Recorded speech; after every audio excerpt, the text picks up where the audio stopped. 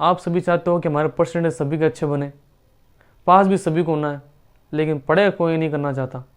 ऐसे तो नहीं हो सकता है दोस्तों, आपको पढ़ाई तो करनी पड़ेगी। हेलो दोस्तों, स्वागत है आप सभी का इरफान सर 79 यूट्यूब चैनल पर। बच्चों, आज हम हमारा जो चैप्टर नंबर 2 है अम्ल, क्षार और लवण, इसको हम समझने वाले हैं। इसके अंदर जो मैंने आपके लिए जो बहुत ही अच्छा शुरू के अंदर जो पॉइंट होने चाहिए वो लिए हैं अम्ल और क्षार के गुणधर्म। इस वीडियो के अंदर दोस्तों हम बहुत ही अच्छी तरीके से समझने वाले हैं कि अम्ल के गुणधर्म और क्षार के गुणधर्म क्या होते हैं। लेकिन इससे पहले मैं आपसे कुछ डिस्कशन करना चाहता हूँ। देखो दोस्तों, हर टीचर जो होता है ना, वो क्या करता है, आपको अच्छे से अच्छे पढ़ाने की कोशिश करता है। लेकिन एक अच्छी लर्निंग, एक इफ़ेक्टिव जो पढ़ाई है वो तभी हो पाती है जब एक बच्चे, एक स्टूडेंट्स का कॉन्सेंट्रेट पूरी पढ़ाई की तरफ रहे।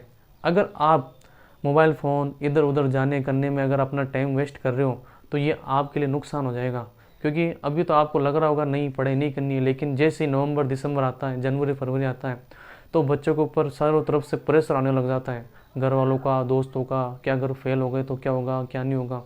तो दोस्तों, आपको ये ध्यान रखना है कि आपको अच्छी तरीके से जो क्लास के अंदर पढ़ाया जा रहा है उन सभी नोट्स को अच्छे से याद करना है, समय पर नोट्स बनाना है। लेकिन बहुत से बच्चे मैंने देखे हैं ऐसे, वो क्या करते हैं कि इस प्रकार से रहते हैं कि ना अपना काम पीछे लेके चल रहे हैं, बस काम करने में रह जाते हैं पूरे साल, बस पढ़ाई कुछ करते नहीं है और मार खाने में इतने ढेट हो जाते हैं जो क्या है कि उनको फिर पढ़ाई करनी नहीं होती है। तो बच्चों, आपको मेहनत करके लगन के साथ में सेल्फ स्टडी साथ में करते रहनी है, तभी आप अच्छी तरीके से सीख पाओगे।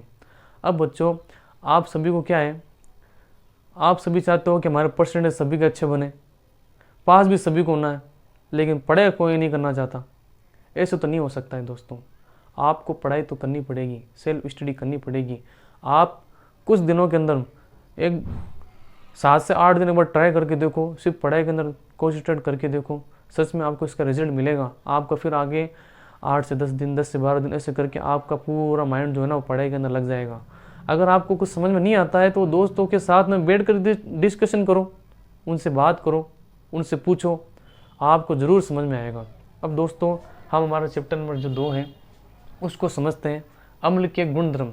तो दोस्तों, इस चैप्टर को आपको अच्छी तरीके से सुनना है, समझना है और फिर लास्ट के अंदर इसका स्क्रीनशॉट ले लेना आप समझाने के बाद में। तो सबसे पहले हम पढ़ रहे हैं अम्ल के गुणधर्म। तो देखो बच्चों, ये स्वाद में खट्टे होते हैं, जो अम्ल होते हैं ना वो स्वाद में खट्टे होते हैं। अब यहाँ पर आप अम्ल को चेक कर सकते हो, चेक करके चेक कर सकते हो, लिटमस पत्र होता है वैसे चेक कर सकते हो, लेकिन सभी अम्ल अलग अलग होते हैं। तो यहाँ पर क्या है कि इनको चेक करने का तरीका भी अलग अलग है, क्योंकि सारे अम्ल अगर हम चेक जबान पर रख कर चेक करना स्टार्ट कर दिए तो हमारा नुकसान हो सकता है। ये आप आने वाले चैप्टर के अंदर पढ़ोगे। तो देखो, ये नीले लिटमस को लाल कर देते हैं, जो अम्ल होते हैं ना वो नीले लिटमस पत्र को लाल कर देते हैं। हाँ, अब यहाँ पर जलीय विलयन में H+ आयन देते हैं। समझ में आया? तो देखो क्या समझा दूँ मैं आपको। जलीय विलयन में H+ आयन देते हैं, मतलब जब अम्ल को हम जल में घोलते हैं तो यहाँ पर इनमें से H+ आयन निकल जाता है। जैसे मान लो HCl है, HCl को अगर मान लो मैंने H2O के अंदर मिक्स कर दिया तो यहाँ पर जो H+ है ना वो विलयन के अंदर तैरता रहेगा, H+ आयन मुक्त हो जाते हैं, मुक्त अवस्था में घूमते रहते हैं, इसलिए यहाँ पर ये H+ आयन देते हैं। दूसरी बात कि एसिड शब्द जो अम्ल नाम है ना वो कहाँ से आया है, वो लैटिन भाषा से लिया गया है, जिसका अर्थ होता है खट्टा। ठीक है दोस्तों, आगे देखो। अब हम बात करते हैं अम्ल के उदाहरण कौन कौन से हैं। आपके एग्जाम में पूछा भी जाता है कि अम्ल के उदाहरण दीजिए, ठीक है, और या फिर ऐसा विलयन कौन सा है जो जल के अंदर H+ आयन देता है, तो उसे हम कहते हैं अम्ल जो होते हैं ना जल के अंदर H+ आयन देते हैं। समझ रहे हो बच्चों? चलो, अब प्रबल अम्ल के उदाहरण देख लेते हैं। ये सभी अम्ल के उदाहरण हैं, लेकिन कोई पावरफुल है और कोई वीक है। तो हम यहाँ पर पावरफुल अम्ल के देख लेते हैं, HCl, H2SO4 और HNO3। ये 3 जो अम्ल है ना, हाइड्रोक्लोरिक अम्ल, सल्फ्यूरिक अम्ल और HNO3, ये तीनों अम्ल क्या है, प्रबल अम्ल है। दुर्बल अम्ल की अगर बात करें, CH3COOH, लैक्टिक अम्ल, ऑक्जेलिक अम्ल। तो इस प्रकार से यहाँ पर आगे देखते हैं सांद्र अम्ल क्या होता है। तो बच्चों देखो, सांद्र अम्ल क्या होता है, जिसमें अम्ल अधिक मात्रा में होता है जबकि जल अल्प मात्रा में होता है। मतलब क्या हुआ कि ऐसा विलयन जिसके अंदर H+ आयन है या फिर HCl की मात्रा है ना अत्यधिक मात्रा में हो और कम मात्रा में जल घोल के रखा है। जैसे मान लो बहुत सी बार आप घर के अंदर क्या करते हो, पहले क्या करते हो, शरबत बनाने के लिए नींबू को घोलते हो, नींबू घोलते हो तो पानी कम लेते हो और नींबू ज़्यादा लगाते हो, ठीक है, निचोड़ते हो, तो उस टाइम पर जो मिल के रखा है ना उसे सांद्र HCl बोलते हैं, क्योंकि नींबू के अंदर कौन सा अम्ल होता है, सिट्रिक अम्ल होता है, ठीक है। तो अब आपको ध्यान रखना है कि किस प्रकार से उसे हम कह सकते हैं सांद्र अम्ल कह सकते हैं। लेकिन जैसे ही मान लो आपने जिस उस अम्ल के अंदर नींबू का आपने रस निकाला है, उसके अंदर अगर मान लो आपने थोड़ा बहुत अगर पानी मिला दिया अत्यधिक मात्रा में, तो अब यहाँ पर उससे हम क्या कहेंगे, तनु अम्ल कहते हैं, जिसमें अम्ल अल्प मात्रा में होता है जबकि जल अधिक मात्रा में होता है। तो इस प्रकार से जो शिकंजी बनाते हो ना घर पे, तो सभी बच्चे एक बार इसका क्या करो, स्क्रीनशॉट ले लो फटाफट से, फिर हम क्या करते हैं, हमारे क्षार की तरफ बढ़ते हैं, ठीक है। ले लिया, आगे बढ़े, ठीक है दोस्तों।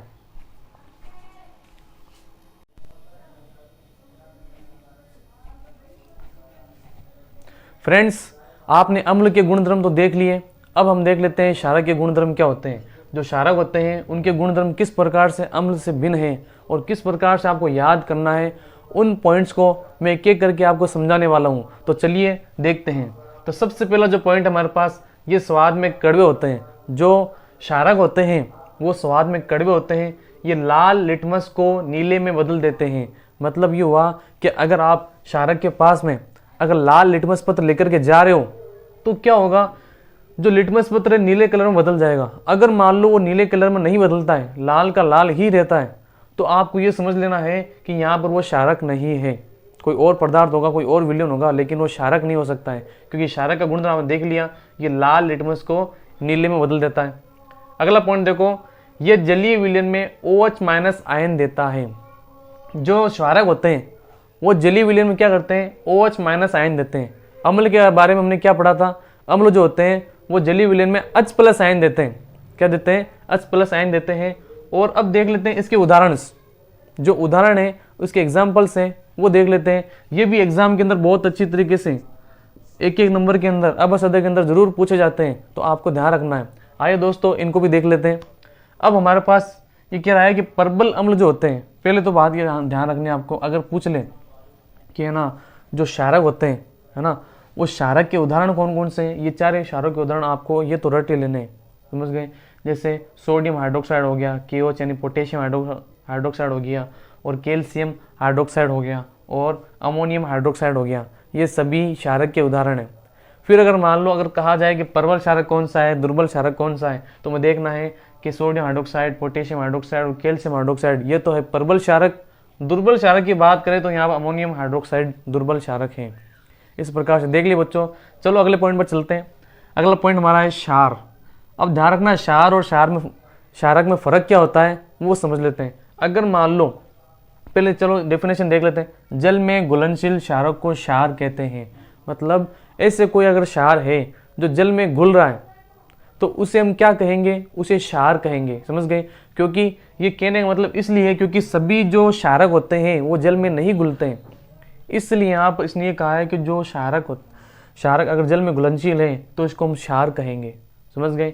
अब हमारे पास इस प्रकार से क्षारक के पॉइंट क्लियर हो गए, आपको अच्छी तरीके से समझ में आए होंगे। अगर आपको समझ में नहीं आए ये वाले क्षारक के पॉइंट तो मुझे कमेंट जरूर कीजिएगा कि सर यहाँ पर मैं समझ में नहीं आया है, मैं ज़रूर आपको उसको समझाने की कोशिश करूँगा वापस से। अब देखो यहाँ पर हमने अम्ल और क्षारक के गुणधर्म तो पढ़ लिए दोस्तों। अब हमारे पास जो अगला पॉइंट है वो है लवण। लवण इतना कोई ज़्यादा इसकी कोई डेफिनेशन लंबी चौड़ी नहीं है, लेकिन आपको ध्यान रखना है कि लवण होता क्या है। लवण एक प्रकार से क्या डेफिनेशन लिखी हुई है, लवण अम्ल व क्षारक की परस्पर क्रिया से प्राप्त होता है। जो लवण होता है वो एक अम्ल और क्षारक की अभिक्रिया से प्राप्त होता है।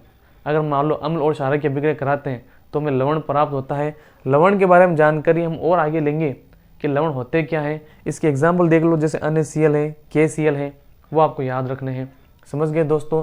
तो इस वीडियो के अंदर इतना ही। आगे हम और भी इस टॉपिक से रिलेटेड जो बातें हैं, इंपॉर्टेंट पॉइंट्स हैं, वो पढ़ने वाले हैं। तब तक आप क्या करो, इनको याद करो, अच्छी तरीके से रिवाइज करो। और अगर स्क्रीनशॉट आपने नहीं लिया है तो स्क्रीनशॉट अभी ले लो और इनके नोट्स लिखो। आपको पक्का ये ज़रूर याद होने वाले हैं। बार बार इनको रिपीट करोगे, एग्ज़ाम में आपको इनका बहुत अच्छी तरीके से जो रिजल्ट है देखने को मिलेगा। आप जो पढ़ के जाओगे ज़रूर आपके एग्ज़ाम में आपको सवाल आएंगे। ठीक है दोस्तों, शुक्रिया।